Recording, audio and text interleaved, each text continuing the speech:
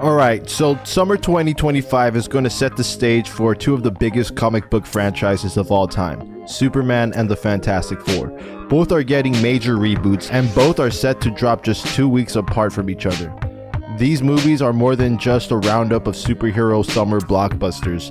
This is a high-stakes battle between Marvel and DC, where the winner will define the future of comic book movies. For years, both franchises have struggled to get the love and respect they deserve on the big screen. Superman has been pulled in so many different directions that Hollywood can't seem to decide whether he's a symbol of hope or a city-flattening demagogue. Meanwhile, the Fantastic Four has been stuck in a loop of underwhelming, awkward, and outright disastrous adaptations. What have you done? What have you done? But can 2025 be the summer of redemption, or are we eagerly waiting for Hollywood to take another dump on us? We're breaking down what went wrong in the past, what's different this time, and who's got the edge in Superman versus the Fantastic Four.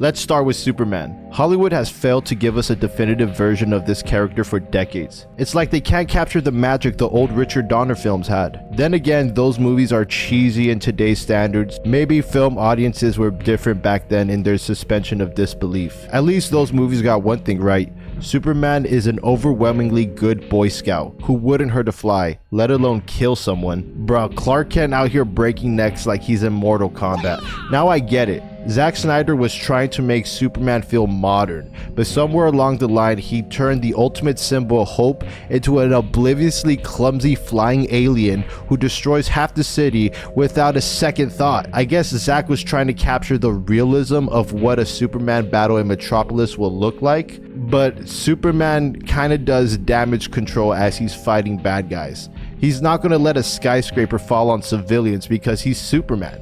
Snyder's Superman really doesn't know who he is, and he hid his powers even at the cost of somebody's life. Someone he could have easily saved if Superman just Supermaned.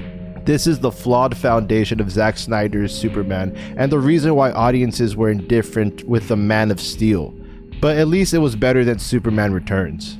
And then we got these guys.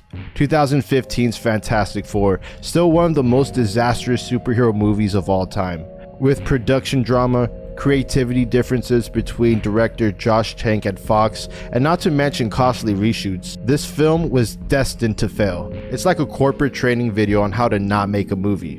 And I feel bad for the actors and everybody who wanted this movie to be good. I blame the director Josh Trank. I don't want to get too into it in this video, as I can make a whole video venting my frustrations out. As for the 2005 Fantastic Four movies, since I grew up with them, I kinda like them, even though I know they're mid. I played the 2005 movie game of the Fantastic Four, that was fun. They got some things right, like their personalities, but the execution felt cheesy. It's like a time capsule of the mid-2000s, as these movies are mid, but at least we got Jessica Alba in her bikini twice. Don't get me started on Dr. Doom, one of the most legendary heroes in comic book history, reduced to looking like a rejected extra from The Matrix. Every time I exhale Galactus. What I'm trying to say, he's a freaking cloud of smoke. But can summer of 2025 be different for these superhero behemoths? This is not just another round of superhero movies after all. We're looking at two massive studios, both facing desperate futures with the decline of industry and audience fatigue of superhero movies, pulling in all the resources they can to make sure these characters are finally done right. James Gunn, a comic book powerhouse, is taking inspiration of the classic Donner films when directing the new Superman, while Kevin Feige is giving Fantastic Four the attention and creativity they deserved for years. So what's different this time? First of all, Gunn isn't giving us a gritty edgelord Superman. We're finally getting a version of Clark Kent that feels humble, like the comic book legend, emphasizing him being the symbol of hope, which is exactly what Superman should be. We're also getting a vulnerable Superman, one that can bleed, and needs his friends to help him get up when he's down. And I like the dog. The dog is a good touch. Some people don't like the dog because he's not comic accurate, to which I say, stop being so dog racist, huh? You don't like dogs? Huh? You dog racist?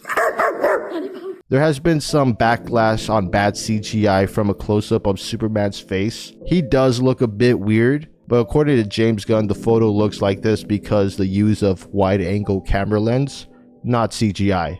And I'll give him the benefit of the doubt just because I'm interested in seeing the movie.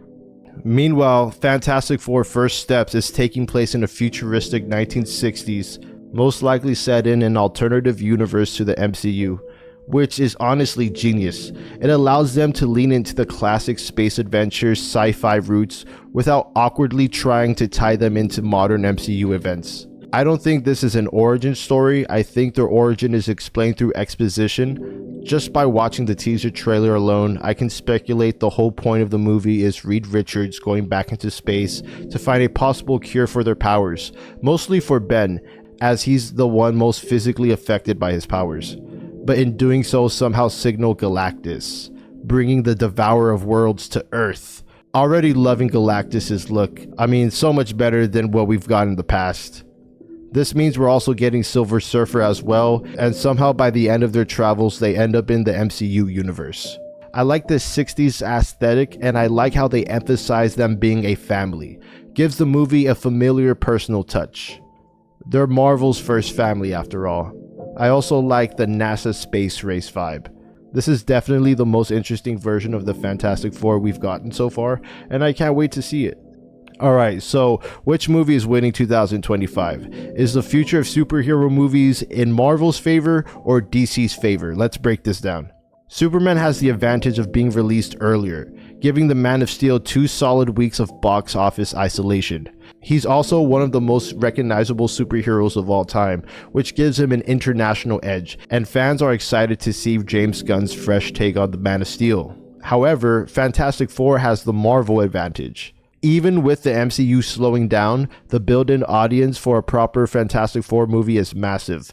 Like Superman fans, Marvel fans can't wait to see the new interpretation of the 1960s classic. Alright, so who's the real winner? And honestly, this is gonna sound cheesy, but I think the real winner is us. We the fans. Especially you! For the first time in years, we might actually get a Superman and Fantastic Four movies that pay respect and homage to the superheroes that we know and love.